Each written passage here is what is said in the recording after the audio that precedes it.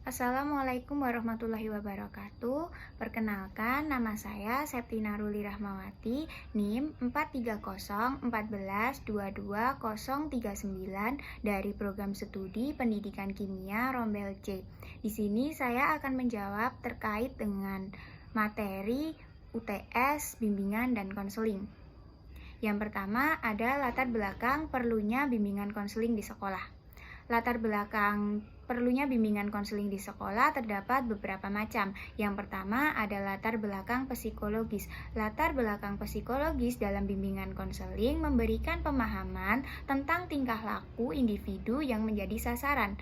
Masalah psikologis yang ada pada latar belakang perlunya bimbingan konseling di sekolah adalah yang pertama masalah perkembangan individu, masalah perbedaan individu, masalah kebutuhan individu, masalah penyesuaian diri, dan masalah belajar. Yang kedua adalah latar belakang sosial budaya. Latar belakang sosial budaya, individu diharapkan dapat menyesuaikan tingkah lakunya sesuai dengan budaya yang sudah ada sehingga dapat diterima dengan baik di lingkungan tersebut. Untuk mengembangkan semua kemampuan penyesuaian tersebut sangat diperlukan sebuah bimbingan dan konseling. Yang selanjutnya ada latar belakang iptek.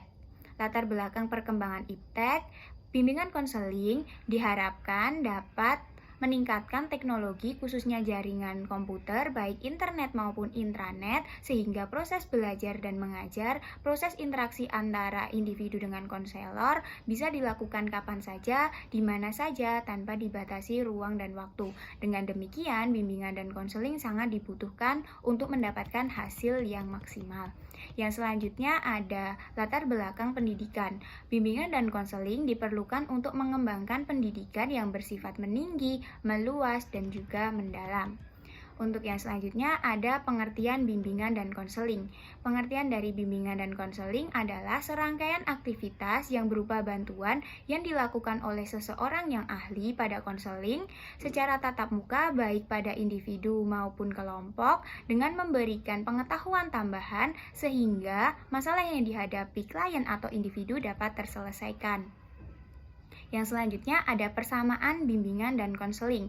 Persamaan yang lebih jelas antara keduanya terletak pada tujuan yang hendak dicapai, yaitu sama-sama berusaha untuk memandirikan individu, sama-sama diterapkan dalam proses persekolahan, dan sama-sama mengikuti norma-norma yang berlaku di lingkungan masyarakat tempat terjadinya kegiatan tersebut. Untuk yang selanjutnya ada perbedaan dari bimbingan dan konseling. Yang pertama terdapat dari ruang lingkupnya. Untuk bimbingan, ruang lingkupnya lebih luas mencakup preventif dan kuratif. Untuk konseling hanya kuratif saja. Yang selanjutnya masalah yang ditangani untuk bimbingan menangani hal-hal non-emosional. Untuk konseling menangani masalah-masalah emosional. Yang selanjutnya ada layanan pada bimbingan secara kelompok meskipun kadang juga individu. Untuk konseling lebih bersifat individual.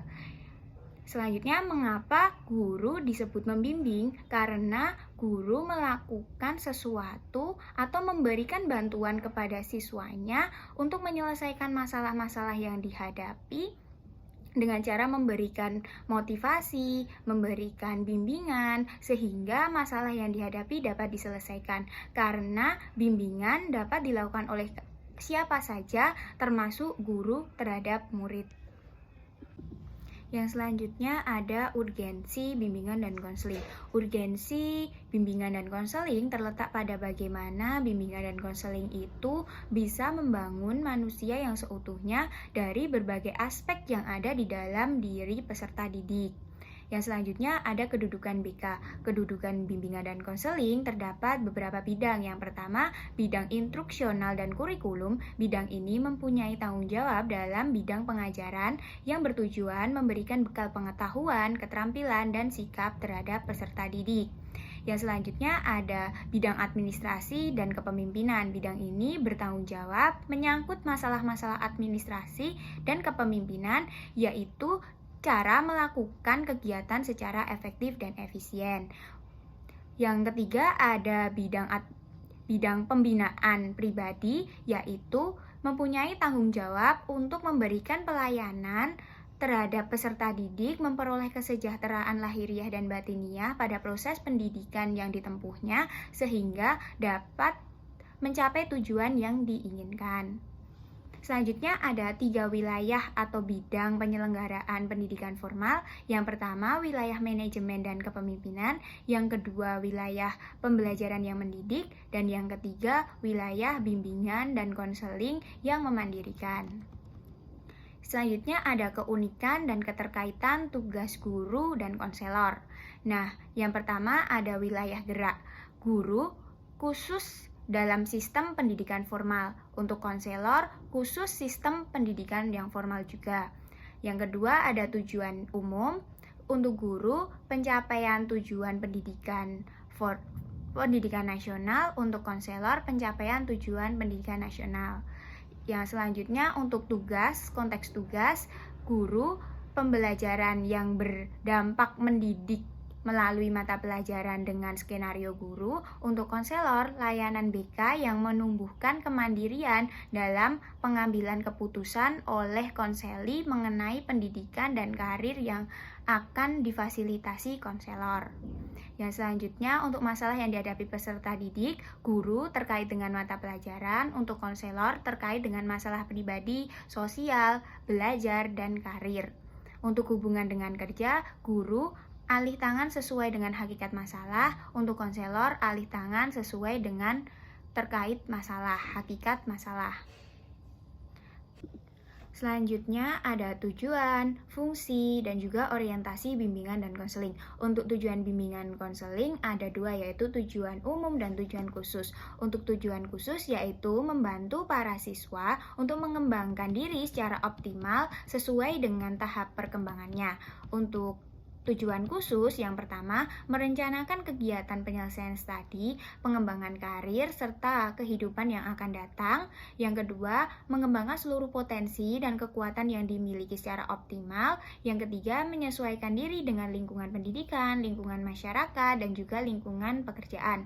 Yang ketiga, mengatasi hambatan dan kesulitan yang dihadapi dalam studi, penyesuaian dalam lingkungan pendidikan, masyarakat, maupun pada lingkungan pekerjaan. Yang selanjutnya ada fungsi dari bimbingan dan konseling. Yang pertama, fungsi pemahaman, yaitu memahami berbagai hal yang esensial berkenaan dengan perkembangan dan kehidupan klien. Yang kedua, ada fungsi pencegahan, yaitu memberikan bantuan bagi para siswa agar terhindar dari berbagai masalah yang dapat menghambat perkembangannya. Yang ketiga, ada fungsi pengentasan. Fungsi bimbingan konseling ini yang menghasilkan terpecahkannya atau teratasinya berbagai masalah yang dihadapi klien atau siswa. Untuk selanjutnya ada fungsi pengembangan, yaitu fungsi yang diberikan dapat membantu para klien atau siswa dalam memelihara dan mengembangkan keseluruhan pribadi secara mantap, terarah, dan berkelanjutan. Selanjutnya ada orientasi bimbingan dan konseling. Ada yang pertama, orientasi perorangan. Orientasi perorangan, bimbingan, dan konseling menghendaki agar konselor menitikberatkan pandangan pada siswa atau klien secara optimal. Yang kedua, ada orientasi perkembangan, yaitu menitikberatkan pada laju perkembangan klien atau siswa. Yang ketiga, ada orientasi permasalahan, menitikberatkan pada permasalahan, mencegah, mengentaskan, dan juga mengembangkan serta memberikan solusi yang tepat. Selanjutnya ada asas dan juga prinsip dari bimbingan dan konseling. Asas dari bimbingan konseling yang pertama ada asas kerahasiaan. Guru atau konselor dapat menjaga rahasia yang diutarakan atau yang disampaikan terkait dengan masalah yang dihadapi para siswa atau klien. Yang kedua ada asas kesukarelaan. Asas kesukarelaan, siswa sukarela memberikan atau mengutarakan masalah yang dihadapi sesuai dengan apa yang ia hadapi tanpa menutup-nutupi, dan juga kesukarelaan dari konselor atau guru untuk memberikan bantuan terkait dengan masalah yang dihadapi para siswa atau klien. Yang ketiga ada asas keterbukaan, yaitu siswa mengutarakan atau menyampaikan masalah dengan sejelas-jelasnya tanpa menutup-nutupi atau membuat-buat terkait dengan masalah yang dihadapi, dan juga guru atau konselor dapat memberikan masukan, memberikan saran terkait dengan masalah tersebut dengan benar sehingga masalah dapat dihadapi atau masalah dapat terselesaikan.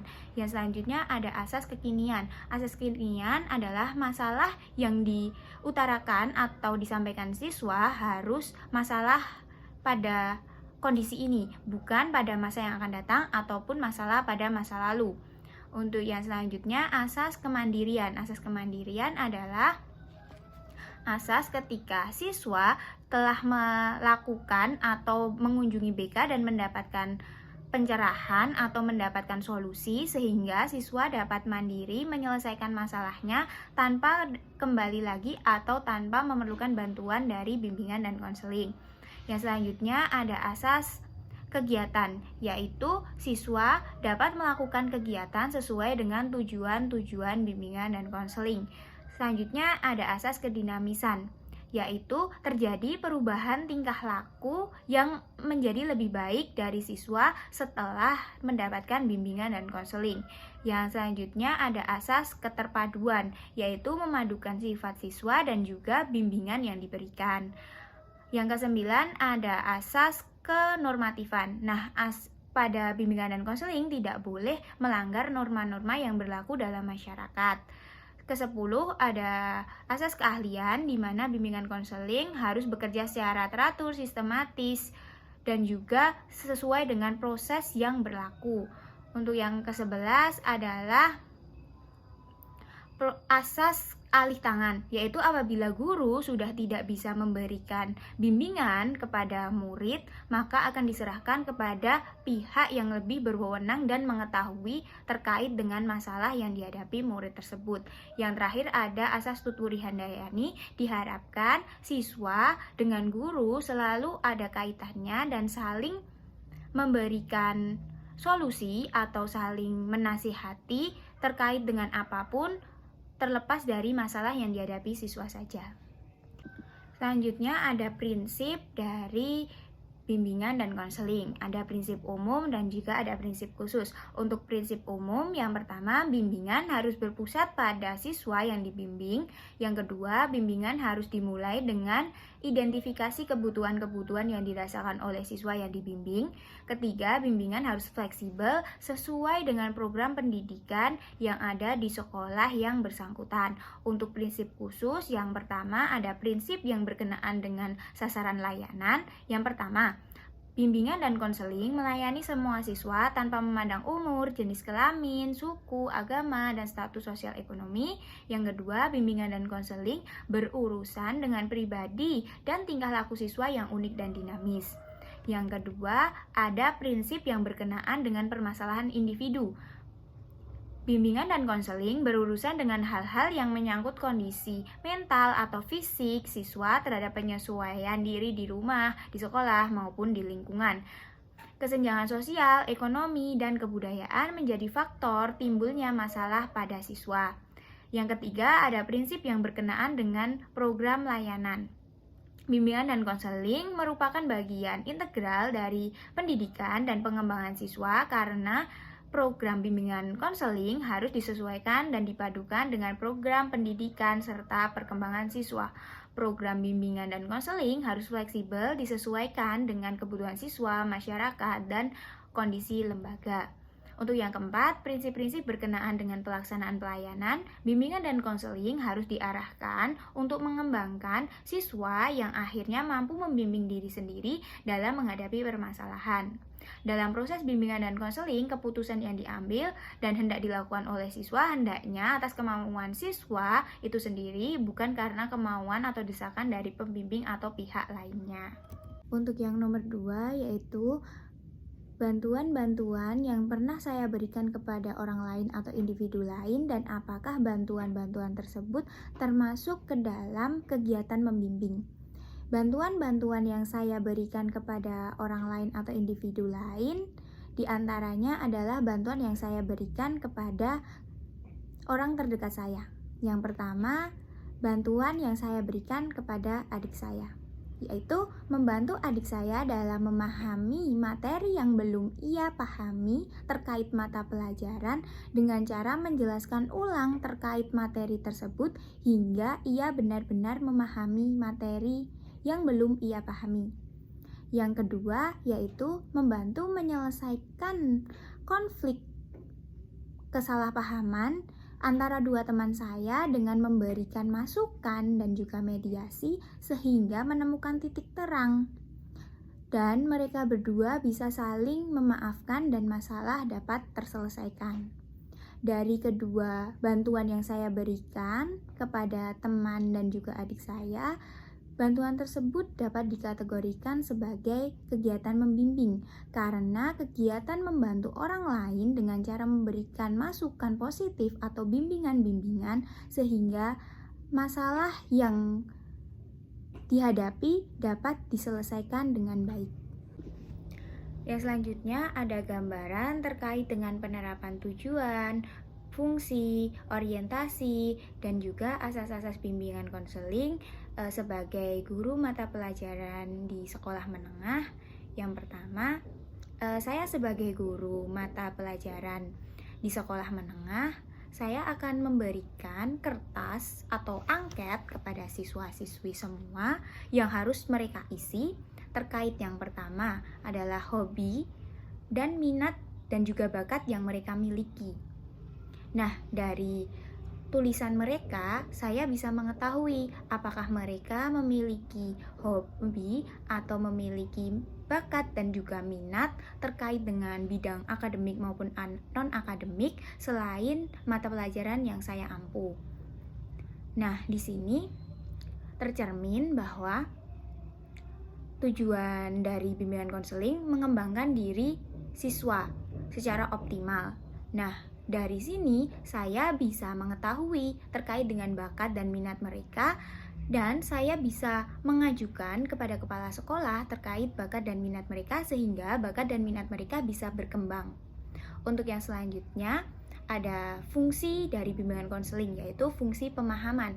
Nah, fungsi pemahaman ini memberikan pemahaman terkait dengan perkembangan dan kehidupan siswa. Nah, dari angket tersebut saya menyuruh siswa untuk menuliskan berbagai masalah yang mereka hadapi, baik masalah di sekolah, di rumah, maupun di lingkungan. Nah, dari masalah-masalah tersebut, saya bisa memahami apa masalah yang sedang mereka hadapi. Nah, jika masalah mereka terlalu berat dan mereka tidak bisa menyelesaikannya, saya bisa melakukan observasi dan terjun langsung untuk melihat kondisi bagaimana keluarganya, ekonomi, lingkungan, dan lain sebagainya, sehingga saya bisa menarik kesimpulan dan bisa memecahkan masalah tersebut. Nah, yang selanjutnya ada penerapan terkait dengan orientasi. Nah, saya memilih orientasi permasalahan karena siswa sudah menuliskan permasalahan-permasalahannya tersebut di dalam kertas. Nah, saya akan mengobservasi terkait permasalahan tersebut dan mendapatkan solusi atau memberikan solusi terkait dengan pencegahan, pengentasan, dan pengembangan sehingga siswa tidak terbebani dengan masalah tersebut dan masalah tersebut dapat terselesaikan. Untuk yang selanjutnya, penerapan dari asas, yaitu saya mengambil asas kerahasiaan. Nah, dari kertas-kertas yang telah ditulis siswa tersebut, saya tidak akan memberitahu isi kertas yang ditulis oleh siswa-siswi semua kepada siswa-siswi lain, sehingga masalah yang mereka tuliskan tidak akan tersebar kepada siswa lain dan saya akan menjaga asas kerahasiaan yang mereka utarakan kepada saya. Terima kasih, sekian. Wassalamualaikum warahmatullahi wabarakatuh.